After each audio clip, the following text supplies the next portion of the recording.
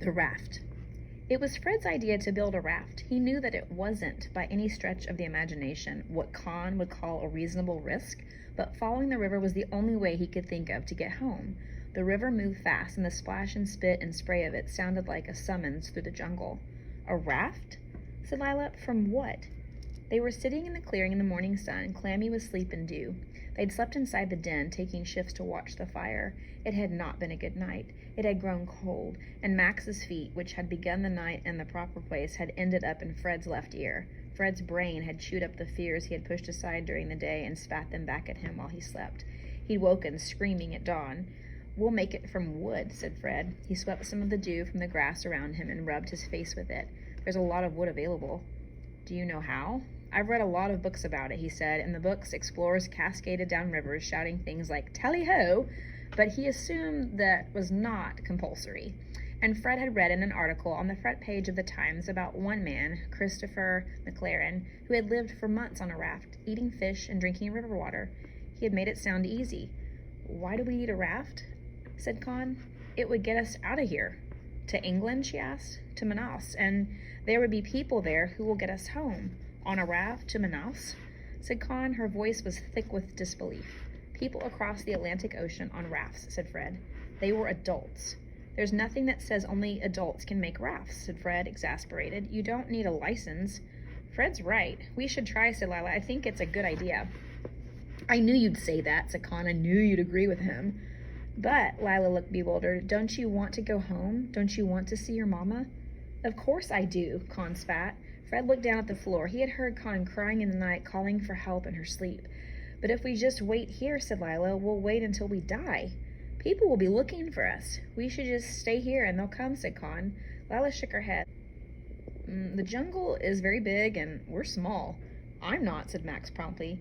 "You're small compared to 1,000 miles of rainforest, Max." "We can send up smoke signals," said Con. "We already have some fire. Let's use it." "We'd have to burn down half the jungle to make one big enough to reach that high," said Lila. "And a fire that big would kill us instead of getting us rescued," added Fred. Con was going red. "I don't want to, all right? I really, really don't want to get on a raft and risk my life because someone else thinks it's a good idea." "It might not be a good idea," said Lila, but it's the only one we've got." Fred's skin was beginning to ache and his stomach to clench. It always did when people argued. He stood up. "I'm going to make a raft. You don't have to help if you don't want to." The raft took more time and involved more blisters than Fred had expected, but it quieted the roar of fear behind his ribs to be doing something.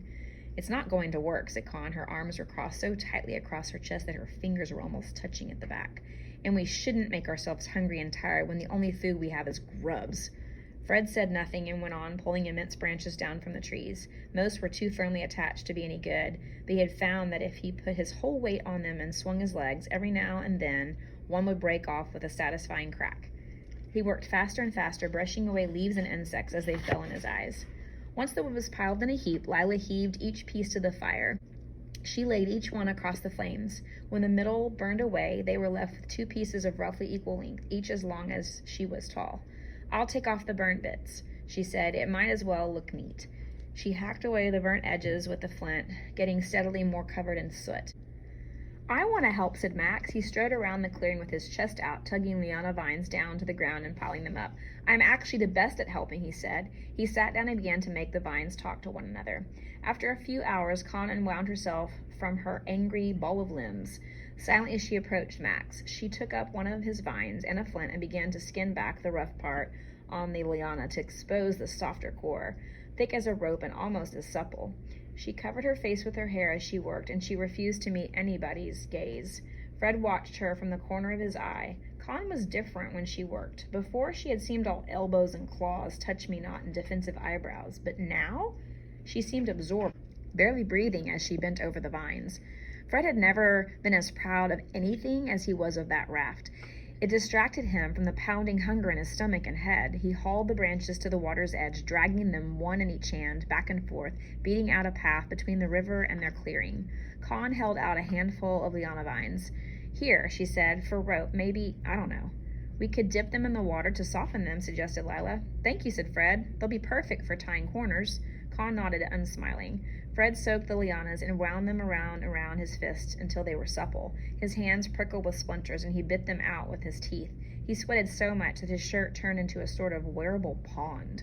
For lunch, they ate their cocoa beans raw. They were not delicious. It feels like an insult to chocolate to eat them, said Con. To try to fill their stomachs, they chewed on the white flesh that lined the pods, which tasted exactly like the eraser at the end of a pencil. This isn't food, said Max. His chin and lip were quivering. You have to eat it, Max, said Lila. There's nothing else. It tastes mean. Max dug his fist into his eye. I want to go home.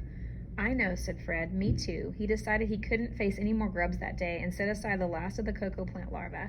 He turned back to the chunk of wood he was hacking into with a jagged edged stone. We're trying.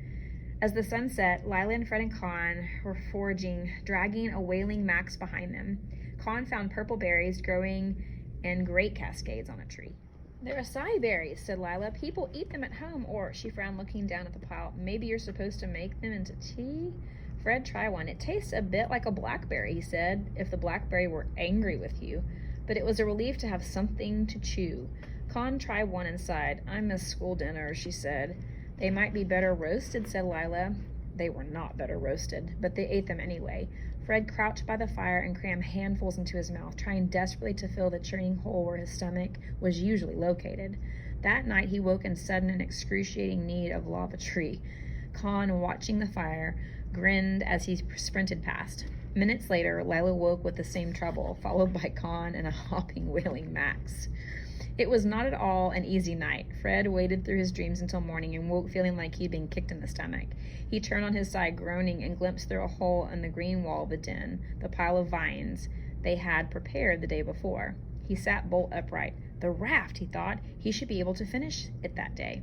The others were asleep, sprawled on their stomachs in the warmth of the den. He scrambled out of the shelter and ran down to the river where he had stacked the wood. The sun was hot and the air was clear already. His skin had burned a furious red, but he barely felt it as he knelt by the pile of branches. He looped each of the branches together with lianas, working a figure eight, tying them so many times over that the raft was deep green, every inch embroidered with vines. Fred worked fast, biting down on his wrist and swearing as quietly as he could when he drove a thorn into his thumb. He made 4 squares, each about 6 feet by 6 feet. Then he stacked them into 2 thicker squares and tied the 2 squares together, tugging the knots with his teeth. Yuck! He spat out a beetle that had been on the vine. Then he stood back. The raft was rough-edged and stained with soot, but it was sturdy in a double-thick 12 by 6 foot slab of wood. Fred dragged it down to the very edge of the water, drops of sweat running down his nose and into his mouth. He wished wildly that he could take a photograph.